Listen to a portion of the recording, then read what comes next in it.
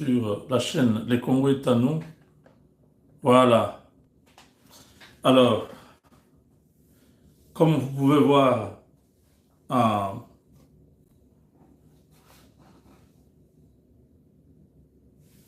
en cette deuxième partie, il s'agit de Joseph Kabila. Joseph Kabila qui est aujourd'hui en cavale l'ancien président de la République démocratique du Congo, qui est devenu rebelle, qui est devenu terroriste, l'ancien président de la République démocratique du Congo, qui a pris les armes contre les pays qu'il a été président pendant 18 ans. C'est quand même des choses qui arrivent rarement dans la vie que nous avons aujourd'hui. Nous ne connaissons pas beaucoup de présidents qui ont fait ce genre de choses. Gérer un pays 18 ans, après votre passage à la tête du pays, vous prenez les armes pour attaquer ce pays-là. C'est très compliqué. Ça a été vraiment une surprise quand on a cité pour la première fois Joseph Kabila dans les mouvements rebelles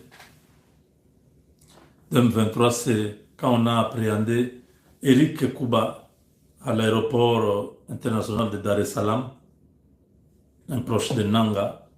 Dans la confession, il dit que Kabila, c'est lui qui fournissait les armes. Donc là, c'était vraiment un choc. Même le président Tshisekedi n'en revenait pas. La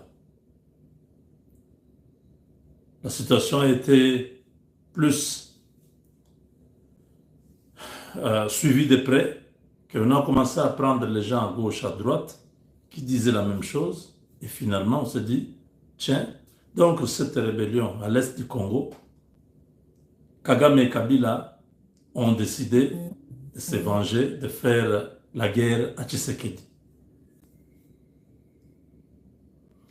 Quand Tshisekedi a commencé à dire que non, c'est lui qui nous fait la guerre, c'est Kabila, les gens ont dit non, Tshisekedi cherche toujours des raisons. Au lieu de trouver une solution, il cherche toujours des boucs émissaires. Finalement, Félix Tshisekedi était à Berlin, à Munich, quand il va dire que non, mais il se cache pourquoi? Il doit s'assumer. Il doit s'assumer, il ne doit pas continuer à se cacher. Tout le monde ne comprenait pas. Et une semaine plus tard, Kabila était obligé de commencer à parler. Kabila a fait d'abord on appelle. Kabila a décidé d'entrer dans les réseaux sociaux. Il a ouvert un compte X, avec les autres comptes, je crois Instagram, tout ça. On a fait pour lui, pour qu'il commence à parler. Parce qu'on a dit non, ton silence fera que tu sois coupable. Il faut parler. C'est en parlant où il va même pécher. Les gens ont dit, mais c'était encore mieux quand il ne parlait pas parce qu'on ne connaissait pas bien sa position. C'était difficile qu'on dise que c'est lui qui a fait, c'est lui qui a... Quand il a parlé, il s'est lui-même trahi parce qu'il a dit des choses qui ont choqué les Congolais. Comment? Les revendications du M23 sont légitimes. Légitimes parce qu'ils défendent qui? Les libérateurs ne peuvent pas venir tuer les gens. Comment ces gens arrivent à l'est du Congo? Ils entrent à Goma, ils commencent à tuer la population. Et ça, vous appelez ça revendication légitime. Il a fait une série d'interviews avec la presse étrangère pour montrer que le pays était mal géré, voilà, et que il tenait beaucoup au bien-être du peuple. Je dis, mais voilà, monsieur. Il s'est lui-même exposé. Il a même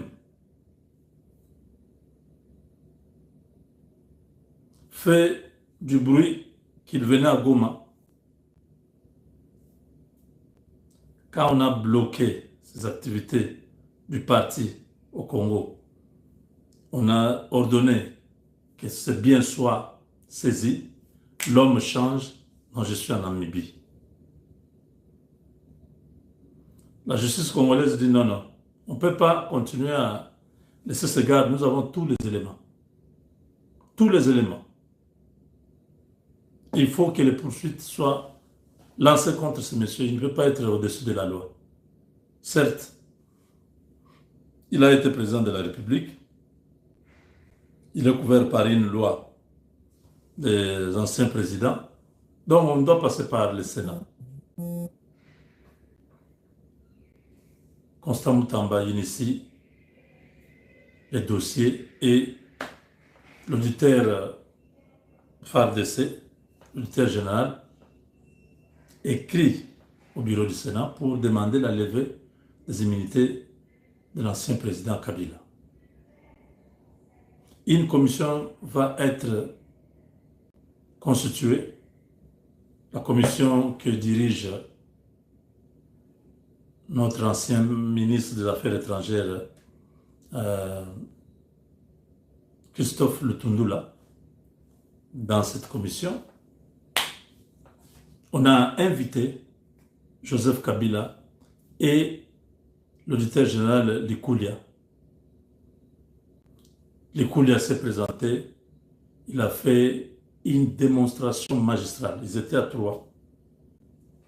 Trois officiers FARDC qui ont impressionné, qui ont épaté les sénateurs. Et il n'y avait pas moyen de contourner ou d'éviter de continuer avec le dossier. Les rapports de la commission ont été déposés au bureau du Sénat et la plénière a été convoquée pour que les deux soient présents. Malheureusement, Joseph Kabila ne s'est pas présenté. Par conséquent, il est livré à la justice.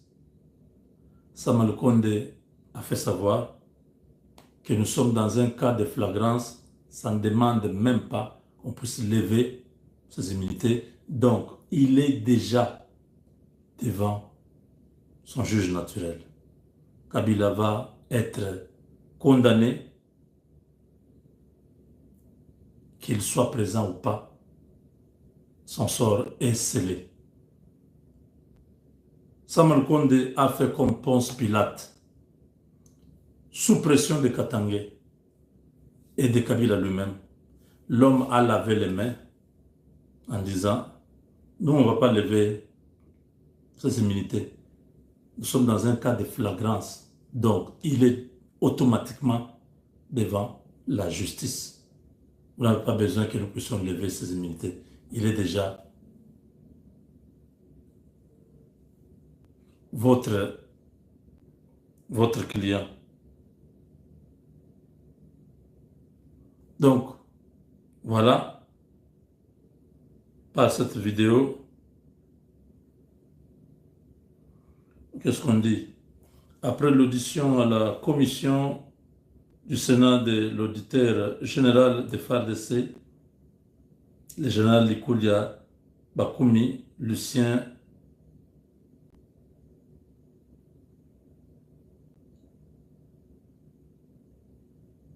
le président du Sénat, Sama Lukonde, lui a demandé d'apporter toutes les autres preuves pour déposer dans les dossiers. Voilà. Regardez maintenant ça.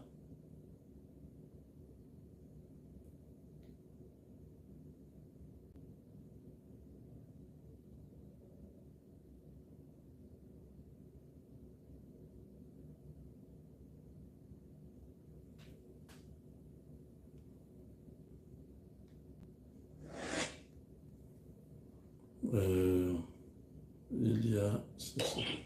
J'accorde la parole au sénateur à vie ou à son représentant. La salle silencieuse. Le sénateur à vie n'est pas là, ni son représentant. Je constate que tous les deux ne sont pas présents dans cette salle. Nous poursuivons donc la procédure telle que prévue à l'article 2 sport. J'accorde la parole au sénateur à vie ou à son représentant.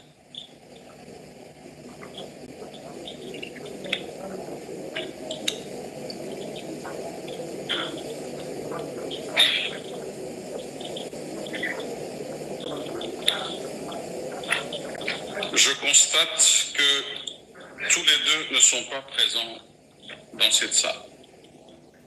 Donc, nous poursuivons donc la procédure telle que prévue. Voilà.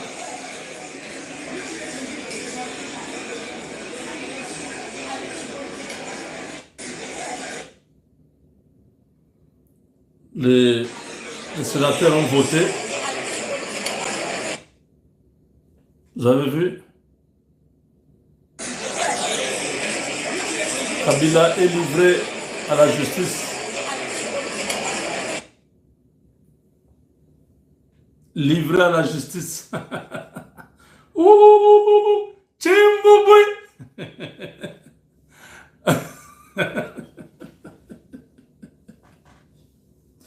Donc, Sama Lukonde a vu que Kabila fait 18 ans de règne. Aujourd'hui, lui est président du Sénat. S'il ne fait pas ce que le peuple demande, il va être évincé.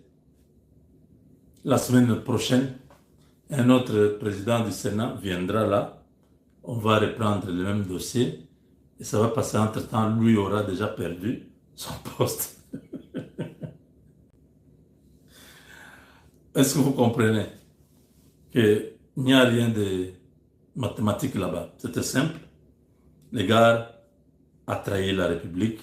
Le gars est dans une logique de détruire Tshisekedi pour récupérer coûte que coûte la RDC et prouver aux Congolais que je vous avais dit, je suis de retour.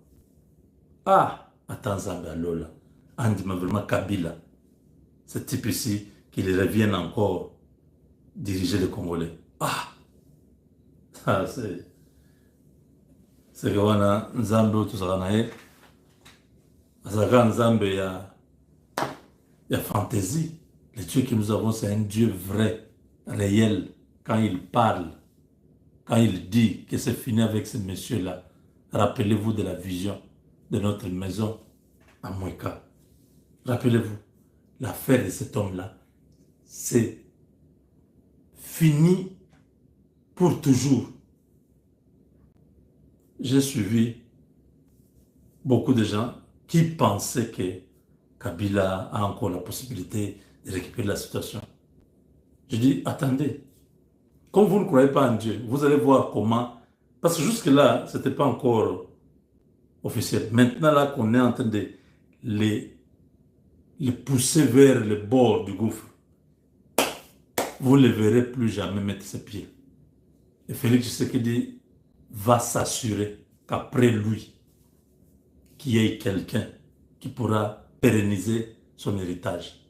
C'est-à-dire ne plus jamais permettre qu'un étranger puisse nous tirer au nez. On le laisse, comme on a laissé Kabila, la communauté internationale imposer chez nous comme président de la République. C'était une insulte. Une insulte. Vous avez suivi la maman là? Je ne sais pas si j'ai encore la vidéo. Cette dame nous a dit clairement que Kabila était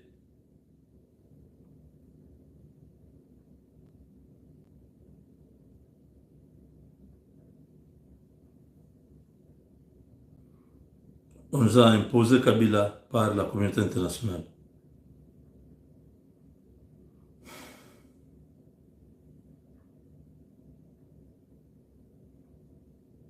Donc, que je viens d'apprendre la décision du Sénat de renvoyer à 72 heures. Il faut que je vous dise, et je m'adresse à la diaspora qui a protesté, à la diaspora qui me connaît depuis de longues années.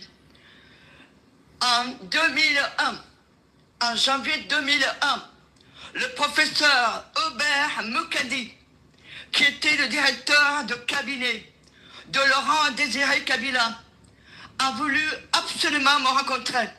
Nous nous sommes vus à Bruxelles et il m'a donné les éléments suivants que je vous demande de bien enregistrer. enregistré.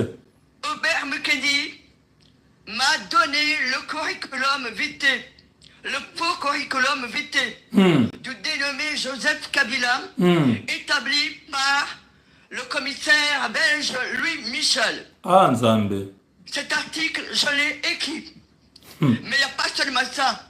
Dans cet article, non seulement je parle de ce qui est de l'assassinat de Laurent Désiré Kabila, de la manière dont ça s'est passé, mais aussi du faux curriculum vitae dans lequel on voulait imposer au peuple congolais un Rwandais.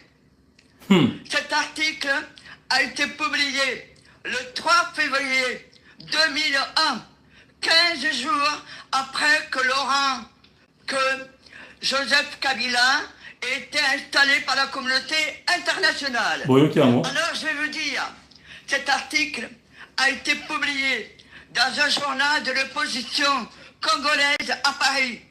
La lettre ouverte de Dr Tutu Tumba de Mokose. S'il vous plaît, cet article est important. Même le président Fachi n'est pas au courant. Et j'insiste auprès du sénateur Topin Kabongo, dont nous sommes des anciens combattants, de prendre note de ce que j'indique. Joseph Kabila a été imposé par la communauté internationale au but de balkaniser le Congo à des étapes successives. Cet article, je ne savais pas que j'allais soulever des tollés, mais surtout des souffrances que personne n'imagine. J'ai eu une année 2001 La maman pleure. terrifiante. Je ne savais pas que j'avais soulevé un tollé. J'étais la seule qui pouvait porter cette voix au nom de l'opposition congolaise. Et je vais vous dire, j'avais laissé ça de côté pour m'occuper de ce qui m'arrivait. Le 10 juillet 2001, j'ai dû déménager. J'ai demandé comme envoi 2 déménageurs. Eh bien, ce sont 2 Irakiens qui se sont présentés. Lorsque l'Irakien avoue que j'étais avocat, il m'a dit, mon papa est avocat. J'étais surprise. Je dis, qui est votre papa? Il est où? Il est avocat au Caire. Ce n'était plus l'Irak, c'était l'Égypte. À ce moment-là, la gendarmerie, la police de Paris était en train de prendre la plaque d'immatriculation de l'estafette immatriculée à Hambourg. Donc je suis descendu et j'ai dit au policier, nous sommes en train de déménager. Ah oui, oui, oui, oui, et il est parti. J'étais quand même surprise parce qu'il avait un calepin et il notait tout. Donc, ce garçon, du fait que j'étais une avocate et qu'il était fils d'avocat, il m'a parlé de sa famille, de ses 2 sœurs qui sont professeurs à l'université du Caire. Et me donnant son nom, c'était Mohamed Atta. Mohamed Atta. L'autre Irakien, le nom je le dis, je peux pas ne pas le garder, le dire encore. Donc, à 17h, il y a quelqu'un qui est venu remplacer le 2e Irakien, et c'est Marwan Al-Seli. Et vous savez, ce sont les 2 prétendus auteur des détournements d'avion à New York. Je n'ai jamais défendu un dossier des islamistes. On voulait me faire passer pour quelqu'un proche des islamistes. Je n'ai pas été un avocat des islamistes. Je peux me le jurer. À ce moment-là, bon, je suis parti. Le CIR, le service d'investigation et de recherche de l'État, est venu m'entendre à Nice parce qu'il y avait des choses qui n'étaient pas claires à ce qui m'arrivait. Et donc j'étais protégé. Ce qui s'est passé, c'est que le 15 septembre 2001, le journal... Donc, cette maman, vous voyez son âge, c'est des personnes qui sont déjà très âgées, dans les 80 quelques, qui va bientôt peut-être quitter ce monde, n'a pas voulu garder ses secrets avec elle. Elle a écrit.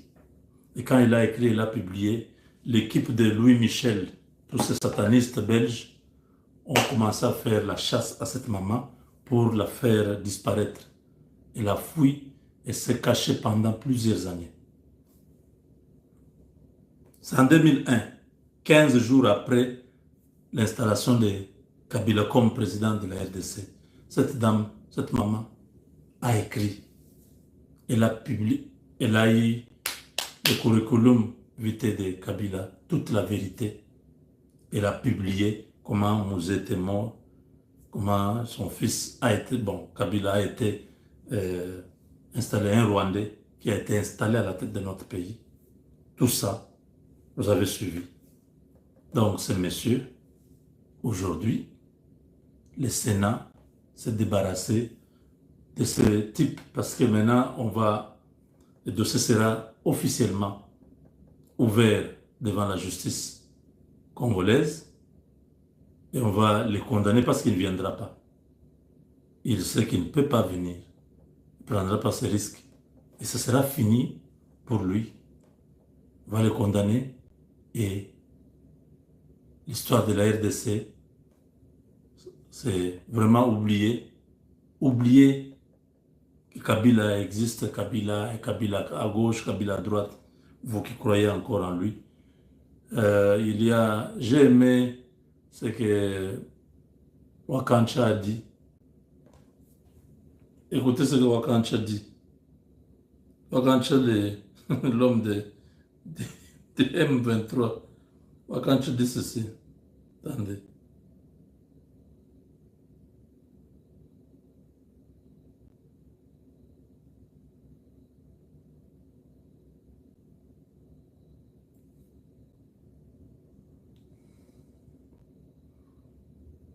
Suivez ça. Senga na bandeko na biso ya PPRD basala congrès baluka président mosusu mais mpona Joseph Kabila akozongaka lisusu te wana na kosenga na bandeko na biso ya PPRD basala congrès baluka président mosusu mais mpona Joseph Kabila akozongaka lisusu te wana na kosenga. Vous avez suivi, hein?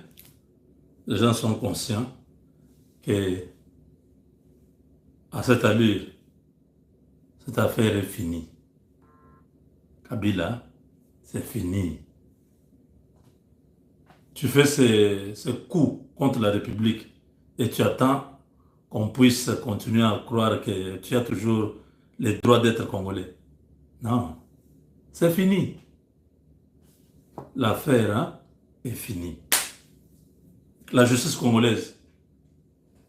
Vous voyez que nos FARDC, nos officiers supérieurs FARDC, il y en a qui sont des meilleurs. Hein?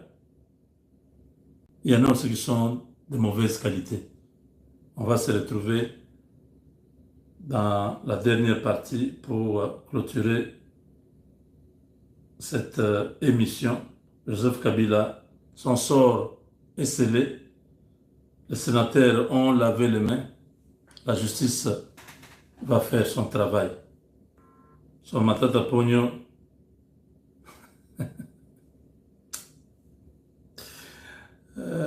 Ma ponde. Tout la mouissi Azaza. Avec Dieu, nous vaincrons. Oui, bah, hein? Bon, ça rend la politique.